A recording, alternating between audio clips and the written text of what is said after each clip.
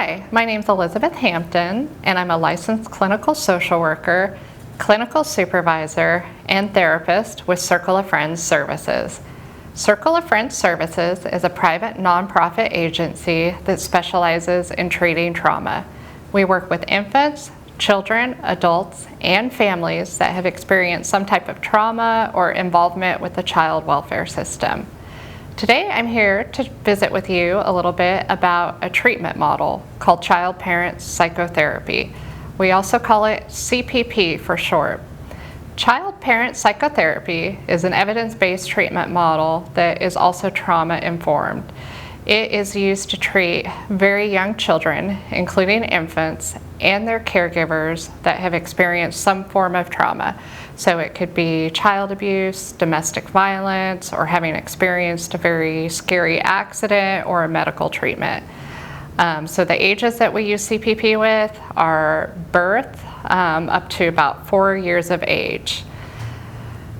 What we find is that when trauma occurs, sometimes it disrupts the relationship between the very young child and the caregiver. So if you think back a little bit to when you were a child, or if I think back to when I was a child, I kind of viewed my parents as superheroes. They were all-knowing people. They had an answer for everything. They took care of all of my needs. They fed me when I was hungry, when I was a baby. They changed my diapers when I was wet. They held me and they gave me comfort when I needed comfort and emotional support. So what happens when a young child experiences a trauma is they lose that caregiver as the protector. So we view our caregiver as somebody that keeps us safe and secure. So as an example, I'm going to show you a little picture and tell you a short little story. So this is Jacob, and Jacob went to the park with his dad, and while he was playing, he was bit by a dog. After he was bit by a dog, he started to develop some trauma symptoms. So through Child Parent Psychotherapy, what we did is we worked with the father and Jacob, and in particular with the father, to help restore that protective shield. So the trauma caused the protective shield to fall, and in CPP we worked with the dad to bring that protective shield back up so that Jacob would feel safe and secure with his father.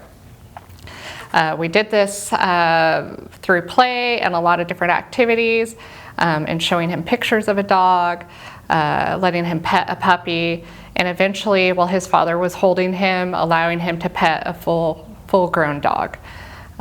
So in CPP, our main goal is to restore that attachment, help the child feel safe, and help the child, again, view that caregiver as a protector. We do this through a lot of different ways. So some of the key components of child-parent psychotherapy include play. We use a lot of symbolic play in our sessions. So we will use dolls and doll houses and small figurines to help the child and the caregiver create a joint trauma narrative about what happened. And then also to be able to explain to the child any distorted thinking that the child may have about that trauma. We also encourage physical contact between the child and caregiver. So you can imagine that if a young child has experienced some type of physical abuse or sexual abuse, that child might be very fearful of physical contact or touch with an adult.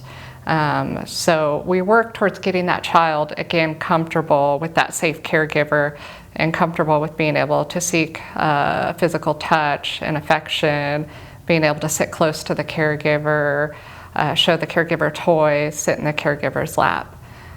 We also work on child development, and we work to explain and educate parents about normal child development, normal child behaviors versus behaviors or development that might be of some concern.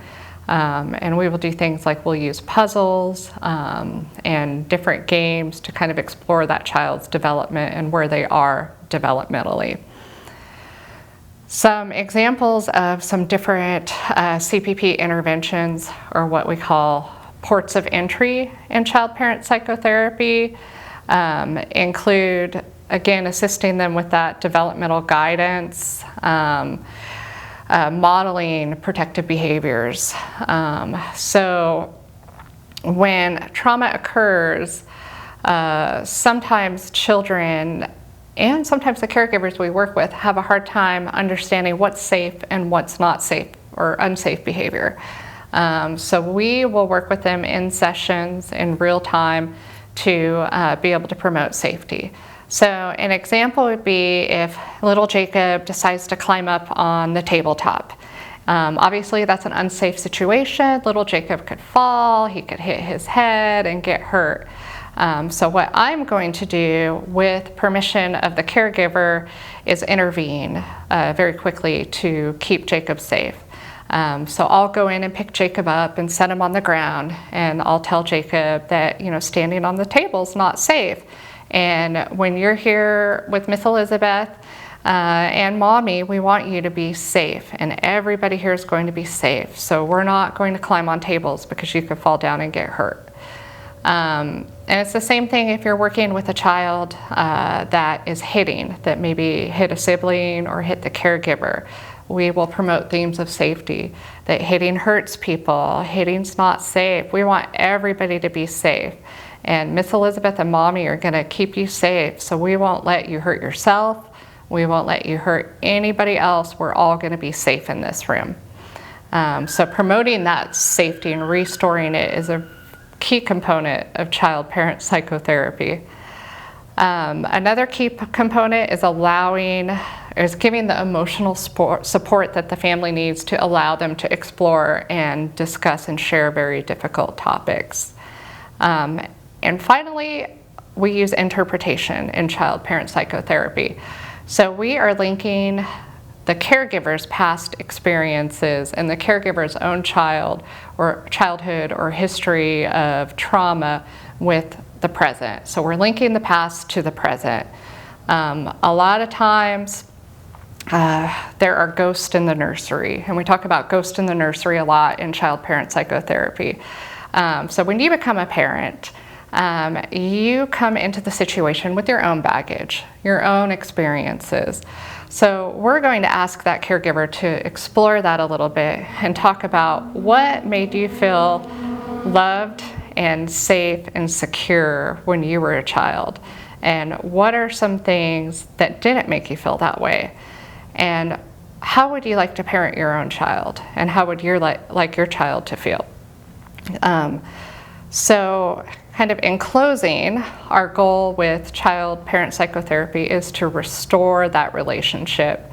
It's very important that we don't out-parent the parent, and we give the parent the skills that they need to have self-confidence and feel effective in their parenting of the child, and have more confidence. So in closing, and I know this is a very brief, quick overview of child-parent psychotherapy. If you want more information, we have some really great books that you can read. One of them is called Don't Hit My Mommy by Alicia Lieberman. Another one is called Psychotherapy with Infants and Young Children by Alicia Lieberman and Patricia Van Horn. And finally, there are a couple of great articles. One of them is called Ghost in the Nursery, which you heard me reference earlier. And the other one is called Angels in the Nursery. And you can look those up and get those for free just by Googling them. So I would like to thank you very much for your time, and I hope that you enjoyed learning a little bit more about child-parent psychotherapy. And if you like this video, I hope that you'll check out Circle of Friends Services YouTube channel and look at some of our other videos. Thank you.